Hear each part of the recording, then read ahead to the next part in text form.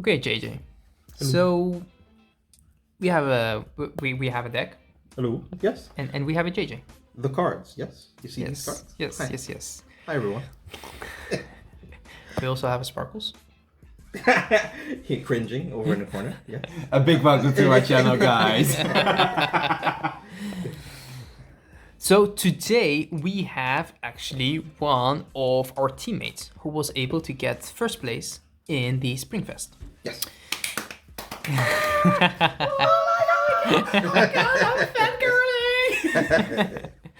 Well, you kind of see also from the energy there is a big difference between JJ and the Sparkles, of course. Yes. JJ is more mature. No. Yeah, we went that road. Yeah.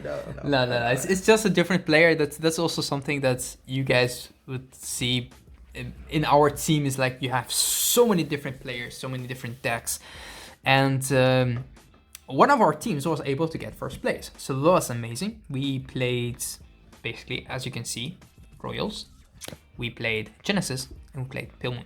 Yes. As in Nightmare Doll, Himiko, And Jewel Knights. So let's start with the first question. Why Jewel Knights? Because you wanted Gridora and then you switched back to Jewel Knights, or Okay. So. story time? Story time. So for all of you Mega Colony players, one thing I need to say to you, I'm sorry. I'm so sorry. Would have been crazy to put Mega Colony up there. Yeah. In V. And people will be like, is this the premium list? No. Sadly enough, I was playtesting with Gridora a lot, but sadly enough, there were too many decks that didn't really care about anything you did, functionally speaking. And until, if you were to go first, your deck doesn't do anything. If you go second, your deck kinda does something. But they're like, sure, I guess I'll just call over my units now. And then you kinda plus, but I'm still hitting you with like 14 to 15 attacks one turn, plus extra force markers, plus Garter Strength, plus multiple superior calls. Oh, you got a card to search for free. Oh, that's cute. That's really cute. Good for you. Good, yeah. Good for you. Yeah. You're like, I'm happy for you. Okay. Yeah. Well done. Well, yeah, exactly.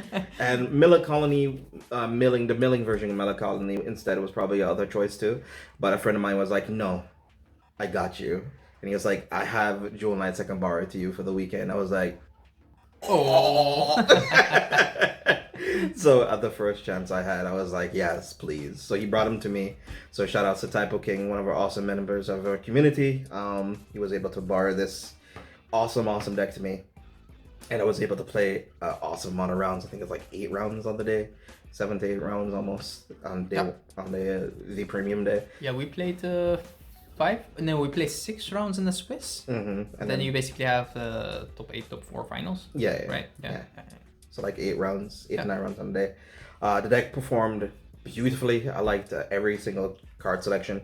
It is V Premium, so the deck innovation is very little to be had. Yeah. But with the choices that was made still, I played 2 tech cards, you'll see in a second, or you saw already from other profiles and stuff. I do happen to play 2 cards, you'll see in a minute. Yeah. And I really had fun playing it. From start to finish, all my opponents were awesome. Radiant Vanguard, also another awesome community member, also with his own channel and stuff. He was an awesome opponent to play in the finals. That Aquaforce player I played against last time, he bopped me twice in finals. I'm gonna come for him, hopefully in BCS, hopefully I'll fight against him there. It was fun, it was really fun. And I would not change a single thing in this list right now as I'm playing it. Nice. Yeah. It's good to hear. That's first of all that the deck performed well to your liking. Yeah, I did. And you were happy with the deck, because that's a big thing when it comes to playing a deck. If you feel comfortable with the deck, you will perform better, especially in a big tournament where you play like 6, 7, 8 rounds of Swiss and then you have top 8. Then you need to play something you're comfortable with. It doesn't matter if it's the strongest deck, as long as you're comfortable with it, you will perform better. How about the team? Because you played with Sven and Robin. Yes. Glacian and Sven. The deck choices were also interesting, as Sven chose for Nightmare Dolls instead of his Silverthorns that he wanted to play. And Robin went with Himiko instead of Regalia, I guess. I think he had a choice of Tachikaze, Regalia, or Narukami. Yep. And he chose Himiko Yep. out of left field, Yep. out of nowhere. So I was like, he was asking, and Sven was asking the entire time in the team, and each of us kind of kept on saying to each other, because I already had my deck finalized. I knew I was going to play Jewel Knights, and Yep. they didn't really know what they were going to play. So we just kind of all said to ourselves, we just play a deck that we're all comfortable with, all have knowledge on, and Yep. we all have rounds with. Sven had a lot of knowledge of playing Pale Moon. He is our resident Pale Moon player. He's played every version of Pale Moon from start to finish of the game. Really good in what he does. And we also have Robin, our ball, our big joyous ball, our big ball of joy. The happiest man on earth Yes. who have won a medal on that day. Exactly. Yeah. Big ball of joy, just enjoying himself and just vibing and having a good time with his significant other who came along with him on the travel. So it was awesome seeing them two together. So they just kind of enjoyed themselves and had a great time. And he also was contemplating what he wanted to play. And so he ultimately chose Himiko because he was like, oh, well, all I need to do in this matchup or against a whole lot of matchups is I just need to keep them at 2. Yep. And I could just like one-shot them from 2 to 6. Yep. And you have to keep on having PGs. And well, he ended up winning it for us. So, hey, Yep. it worked. Damn. Yeah, That was a final. Yeah, That was a final to remember. What a day! What a day! Yeah. But it didn't start. It from the start of that day. Yeah. JJ, What's up? Hi. what deck did you had with you? Not Jewel Knights. It's kind of like So, out of habit, story time. Yeah, another story time again. So another story time again. To end off the thing with Sven too. Yep. He picked his deck because he was like, I'm not sure whether or not to pick Silverthorns or Pale Moon or the Nightmare Dolls. I was Yep. like, no, Silverthorn has issues of sure we have reverse Lukie, but scaling and powers and stuff like that it can be a bit wonky. Yep. And sure you have the reverse to get an extra XL, but sometimes that's not enough because one defensive trigger and you're kind of done. And with Nightmare Dolls, if they give you damage, that's 2 to 3 extra multi-attacks that you're getting off of it, plus a Vanguard attack, Yep. plus extra front trigger potential, and it's just way more explosive. So that was a choice that he went with eventually. But to get back to, so the morning of, I was like, dope. Pack everything. I mean, Back everything. We were like, "Where's JJ?" We were like, "What? Where the hell is JJ?" So people were like, "I will go and see if I could wake JJ up." And nah, there was no JJ. No. I when I'm physically on vacation, so when I'm outside of my house, I wake up a lot later than I usually do because my body is a lot more relaxed. It's a little less tense. So I should get up at like 7. I get up at 9, sort of thing. You know what I mean? So in the morning, I was like, okay, I packed almost everything I needed. I had my overdress, my premium and stuff, and I was like, cool, I have everything. So notice what I said. So come to the event. I think I have everything. Take a look through my bag because we have deck check. And I was like, oh, yeah, I'm missing a box. So thankfully we were able to go in Robin's car. Yep. And we ended up picking up the deck, which was relatively easy to find. It was right there on the bed, I guess. There were 2 moments. Yeah. The first moment is as Robin and Sven explained it to me is when you, with a big smile on your face, you said, "Well, guys, I have to tell you something." So like, yeah. I don't have my deck with me. Because it's just sort of, you know, when you wake up and you're like, you open your fridge and you're like, I'm supposed to pick up something and put it in your fridge, and you go back down to sit down and you have the jar or jug of orange juice that you were supposed to put in the fridge but you forgot to put it in. Yeah, that's that type of thing that just happens, and you just gotta kind of like, oh my god, I'm so dumb, you know. You just gotta kind of laugh at it. You can't be upset. And the second, they were also, I think at the start they were like, "Ooh." And then they came with the perfect plan. The plan is that Gwenny, which is Robin's girlfriend, will play the first match for Robin. Yes. Robin will drive to the hotel, go into JJ's room, Yes. try to find his deck, Yes. and come back. Yeah.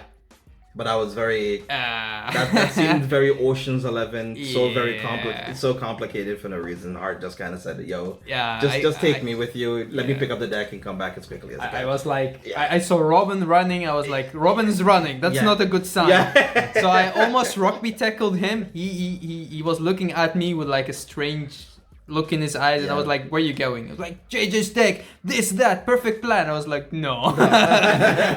That First is of all, not the there's perfect more plan. than enough time. Second of all, you will not drive alone, not Yeah. in this state. No. Third of all, take JJ with you. Yeah. And oh, what a day! So it started like that, and match after match, they were like, "You're in your element. You were having fun. You were enjoying. The opponents were happy. Everything went so smooth. No judges, no bullshit. The game was like, I think it's probably like the most fun because I am not that good with team tournaments. I've played it with not multiple teams. I think like one or two teams since the inception of it. yeah, Because I didn't really have much people to play it with. It never it never really goes well. I usually get like 2 to pass, I get like triple crit, or Yep. if I want to pass somebody, Yep. hit OT, or I die on OT, Yep. sort of thing. Yep. Sparkles can attest to that. I just Yep. kind of got one shot too a whole lot of times. Just it happens. It Yep. happens. So I'm not the best person when it comes to team tournaments, but this time playing V Premium, it's more tame. It's a little less explosive. Yeah. It has more controlled elements that you can factor into, and you can kind of control what you're doing every single turn. You can expect what your opponent's gonna do, and you can account for triggers and stuff, and guard values. you could play textbook and you could still win. That's Yeah. the difference between V Premium and Premium. Mm-hmm. Most people ask nowadays, you guys enjoy Premium the most, right? Say, yes, but I kind of enjoying V more right now because there's less bullshit. Although in Premium, when your opponent gets a heal or two, it doesn't really It matters, no. change No, it that doesn't really much. change that much. But in V, when they go from 5 back to 3, it feels like you're a turn behind. Exactly. So there is good things and bad things about the back at the tournament. The thing that I saw the most when I saw you guys playing is like everybody had his role. Mm-hmm. Like Robin was focusing on his game, Sven was like doing his thing, and I think the placement that they placed you at B was very smart because you made both of them play very calm. So they played actually in their element. They were like very chill. Well, I've seen Sven play in other teams where he was like, shit, I really have to do my best, and there was like lots of pressure on him, and the same we saw with Robin the second day. But that was the thing. On the first day, you guys actually just played, Yeah. like casual played, like had fun played. Yeah. And I think one of the biggest things that I did during the tournament as well is due to the case that I heard about Hearts and how like both Sven and Robin are with how to deal with stress. Because sometimes I can be pretty stressed as well when I play. Is the fact that I give them the information that is relevant for them that they need to hear at the moment. I let them play their game, and then I give them the information when they're almost done, or if I see them in a winning position, and so they feel a bit more confident, just for the confidence boost, and I tell them, hey, yo, I'm done with my game, I won or I lost. Yep. And thankfully on the day I did win, where I helped them out with like communication stuff, like, hey, your opponent has 4 or 5 cards in their hand and they're on 4 damage, helping them with knowing what kind of decisions they were making, and help not like leading them on, but at least like giving them a clear, concise overview. Yeah. Because when you're focused very intensely on the game, you tend to forget like things of like how much cards your opponent has in hand, how much damage they're on. You're constantly thinking about, okay, is my board placement okay? Because I can't move this anymore. Yeah. And if I go to combat, I can't do anything anymore. Yep. So yeah. It helped. Yeah, It helped a lot. It did. You And could see it from their performance, but also like how happy they were playing. So Yeah. I think I never really had any issues with playing or interacting with Sven or Robin in any of matches or games or tournaments and stuff. They're always very fun people to be around. Always will be. And so I was very happy that they were happy. They made me more happy than anything, that they had a very good time. For me, it's secondary for me how my enjoyment is. I get enjoyment by seeing people enjoy themselves. yeah. Okay, so that's about the tournament. Let's talk a little bit about the deck, and then maybe later on talk about a little bit also about the matchups. Sure. The thing is with these deck profiles, especially when it comes to V, the deck profile by itself is kind of very simple. Yeah, it's very cookie cutter. It's sort of like you kind of know the core concepts of grade 3 searchers, Leofall stuff, and the Jewel Knights, right? These are just here already. So if you guys want to go deeper into the deck itself, see some combos, we'll also do a match later on. If you want us to explain the cards themselves, let us know in the comment section below, and we will do a separate video on explaining everything for you guys, like a deck profile about the deck itself. For now, we actually like to hear your thoughts about the tech cards, about the trigger lineup, but also about the deck in general, how you saw it in your head performing this format. Because you made the choice to play Jewel Knights because it felt good, but I could also assume that you looked at the format itself and you were like, this is a good dark horse that I could play. Yeah, it is. So the reason I ended up picking up Jewel Knights was not only due to the reason that my friend, that Typo, one of my community friends, had this deck lying around and wasn't able to go to the event. It was also due to the case that this deck is really, really, really, really explosive. It oftentimes can have 12 attacks in a turn if you're having a really good game going, or even minimum you have like 5 or 6 attacks if you have like a good amount of combo pieces going in, especially if you have Lily in combination with Sylvie, or if you have Leofall, getting another grade 2 on the board for you, plus your Sisyphus early game. It has a lot of very good aggro that you getting your opponent to 3 damage is not that difficult. And that's why I liked really playing this deck with it. My tech choices that I ended up going with that is different from a couple of the other lists, but is not unfamiliar. I am playing MLB. This card, this knight, this knight of what's his knight name again? His knight of going home, or going alone actually. Yeah, knight of going alone at it. So he's by himself. He's also 1-0, so it makes sense. He combines really well with Ashley, since he needs to see a grade 2 unit get called outside of your hand, like not from your hand. So from your deck. So in combination with Ashley, you can give the unit that calls over Ashley the crit and plus 15k, which forces them to guard with a bit more. So you can make it up towards about 30k, sometimes for the final push if you need be. Plus it gives you extra soul that feeds into Salome for later. And then we also run the one MLB. I can sing praises about this card. It seems kind of troll, but due to the fact that we are playing 6 draws and 6 crit, our hand is a little bit fatter than most archetypes because we're playing an archetype that has restand, superior call, and we're also calling from our hand and committing from our hand. So sometimes we need twice the amount of hand to commit the same amount of resources. And with MLB, you can oftentimes call your draw trigger on a force marker, poke for 15, which is still a number they need to guard for, or boosted by a Sisyphus, attacking for 23 or 28 if you have no face-up damage. You soul charge your Sisyphus, and then you give power to either, you give force marker to the MLB plus another rear guard column. So you attack with right into left, or left into right, depending on how your positioning is. It also makes your next turn better. Way better, because then you have 4 force markers instead of just the 1 or 2 that you would have gotten. I really like it. Would you write into him if you go first most of the time, but also if you go second? Because I assume if you go first, that you will be... It depends. It really depends. So if you ride on Layla, you could ride Ashley on top of her, which makes her 23. So then you can give the force marker to the rear guard, and then you might not need to ride MLB. But if your hand is weaker than most, and if you go first, you can't really ride on Salome, because she only works when your opponent's Vanguard is at grade 3. So you have to either ride MLB or Ashley, and if you have to ride anything that is not Salome, MLB is your next best bet. Which is really nice. If your board is looking kind of bad and you have only triggers in your hand, you ride Ashley to get grade 2s out of your deck and help push. But other than that, MLB is also a really good choice. Alright. Anything else you want to tell us about the deck? Oh, nothing really. Like I said, this is like deck profile 4,522 of Jewel Knights. You can kind of find this everywhere on a kitchen counter, you know?